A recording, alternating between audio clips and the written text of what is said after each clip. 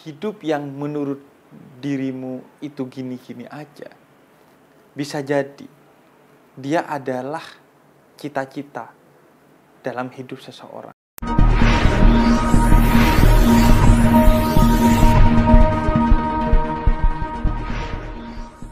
Assalamualaikum warahmatullahi wabarakatuh. Ya Allah, hidup kok gini-gini aja. Banyak dari kita yang sering berpikir bahwa hidup kita tuh gini-gini aja. Dari dulu stuck di sini aja. Gak berubah, gak berkembang, gak lebih baik, dan lain sebagainya. Sehingga kemudian semakin hari, semakin lelah, semakin tidak semangat untuk menjalani hidup yang terus gini-gini aja. Ada hal yang perlu kita renungkan di tengah pikiran yang seperti itu. Pertama, bahwa hidup yang menurut dirimu itu gini-gini aja, bisa jadi dia adalah cita-cita dalam hidup seseorang. Lu yang merasa hidupnya kok segini-segini aja, ternyata itu adalah cita-cita orang untuk sampai pada titik di mana yang lu bilang segini-segini aja. Karena itu kita diajarkan untuk melihat ke bawah, agar kita mudah bersyukur atas apa yang kita dapatkan hari ini. Sesekali aja melihat ke atas untuk memotivasi diri kita, agar kita bisa terus tumbuh menjadi lebih baik setiap harinya. Hidup yang gini-gini aja itu bukan berarti hidupmu tidak berkembang. Kalau memang kamu telah berusaha, tapi tetap aja capaiannya segitu. Karena artinya bahwa hidup yang gini-gini aja adalah hidup yang terbaik untukmu. Bisa jadi ketika hidupmu sudah tidak gini-gini aja, maka kamu akan kehilangan hal terbaik dalam hidup kamu yang ada pada hidupmu yang gini-gini aja. Misalnya, ketika hidup gini-gini aja, gue punya waktu banyak untuk memikirkan hal-hal yang menurut gue penting. Ketika hidup gue gini-gini aja, gue memiliki waktu untuk silaturahmi kesana kemari.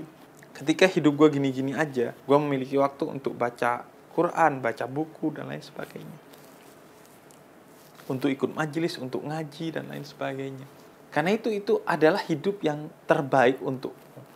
Sehingga tidak perlu kemudian membandingkan hidupmu dengan hidup orang lain. Karena kata Allah dalam Al-Quran, la yukallifullahu nafsan illa wus'aha. Allah tidak akan memberikan satu capaian kepada orang kecuali orang itu mampu mencapai itu. Kecuali jika gini-gini aja, itu lantaran kita tidak berusaha untuk berkembang. Maka ingatlah bahwa gini-gini aja itu disebabkan oleh dirimu. Karena itu kamu tidak bisa hanya mengeluh, karena keluhan itu tidak akan mengubah segala sesuatu. Allah tidak akan mengubah satu orang, satu kaum kalau dia tidak mengubah nasibnya dengan sendirinya. Kemudian hidup yang gini-gini aja itu bisa jadi karena kita sudah berusaha maksimal, tapi capaian yang kita dapat itu minimal. Bisa jadi itu karena kesalahan kita yang akhirnya tidak kita sadari, sehingga kita tidak pernah perbaiki, dan akhirnya ya gini-gini aja terus. Atau kesalahan yang bahkan kita denial terhadapnya. Enggak kok, gue gak salah. Dan orang akhirnya malas nasehatin lo. Akhirnya ya udah segitu aja, stuck di sana capaian lo. Karena lo menutup diri lo, baik pikiran dan hati lo, kepada nasihat orang lain, kepada suara dari dalam diri lo, kepada realitas lo, sehingga lo ya udah di sana aja karena ketertutupan lo itu.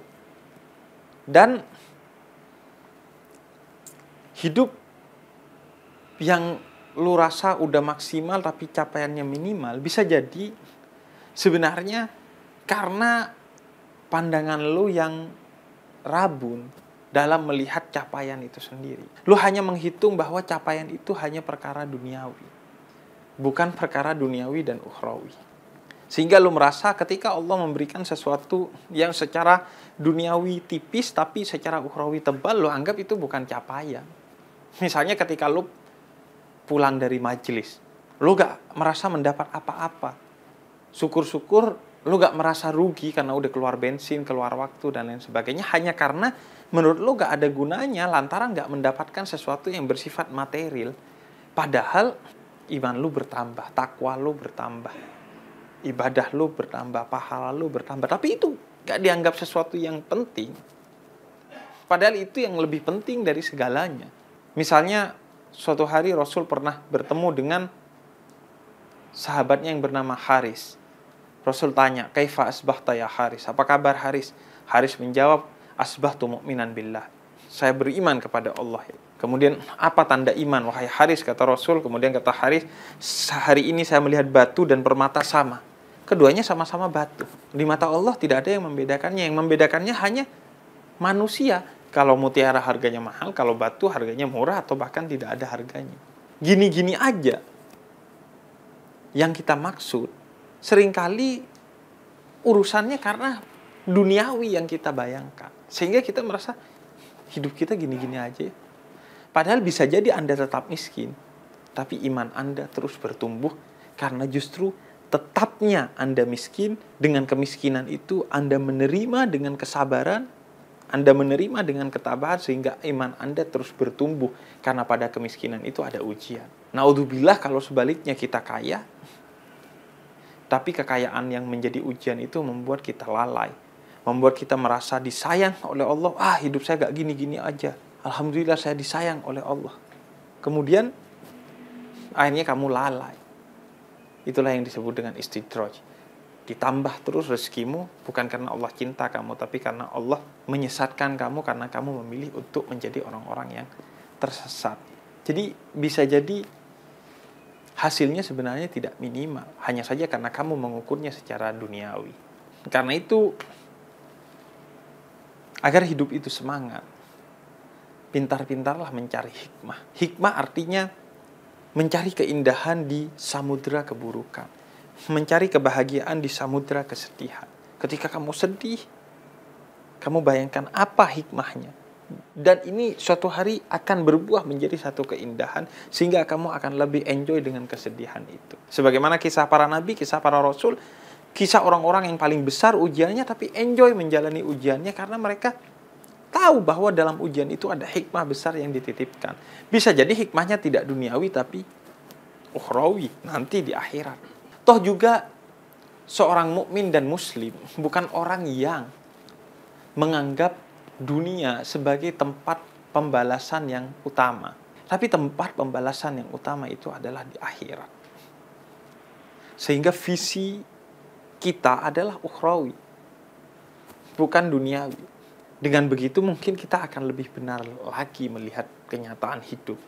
Apa yang gini-gini aja secara duniawi menurut kita bisa jadi itu luar biasa secara ukhrawi. Justru ketika kita menganggap gini-gini aja, itu akan menyebabkan keimanan kita berkurang, karena akhirnya kita lupa bersyukur karena menganggap kehidupan kita ya gini-gini aja. Apalagi naudzubillah kalau kita sampai merasa bahwa karena hidup kita gini-gini aja, akhirnya kita berpikir untuk mulai mengakhiri hidup kita. Karena dalam surat Al-Munafikun ayat ke-10 bahkan orang yang sudah berakhir hidupnya ingin hidup kembali untuk memaksimalkan ibadahnya. Maka bayangkan betapa buruk dan bodohnya orang yang mau mengakhiri hidupnya. Karena hidup itu adalah satu karunia.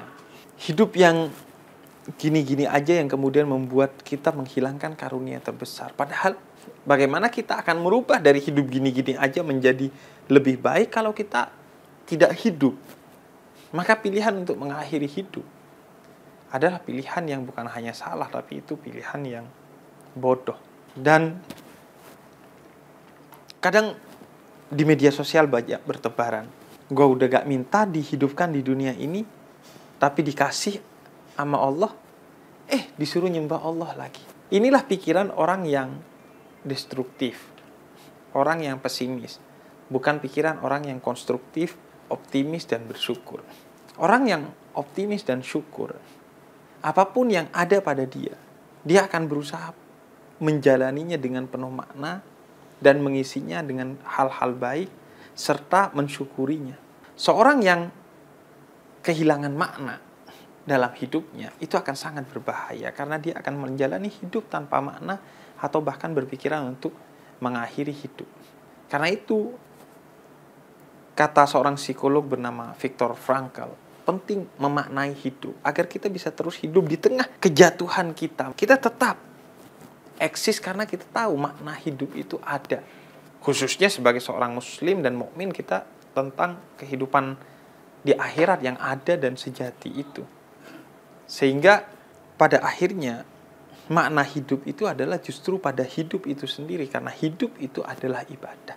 Karena betapapun gini-gini aja, tapi kalau kamu sabar itu adalah ibadah. Pahala yang begitu besar dari Allah.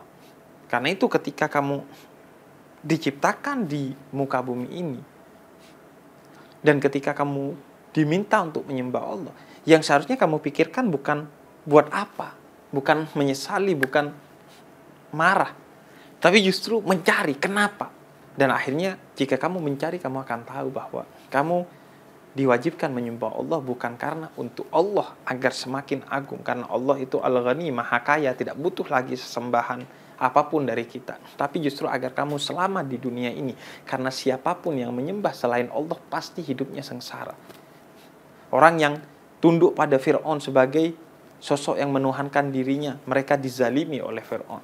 Orang yang tunduk pada Namrud dizalimi oleh Namrud. Hanya Allah yang tidak menzalimi hambanya. Dan hanya kekasih-kekasihnya, kekasih-kekasih Allah yang mengajarkan kita untuk kemudian hidup dengan hanya menyembah Allah agar kita tidak terzalimi. Karena itu penting buat lo menyadari apa makna hidup. Bahkan ketika lo berziarah kubur, ketika lo mengingat kematian, itu justru untuk lo semakin meneguhkan kehidupan lo.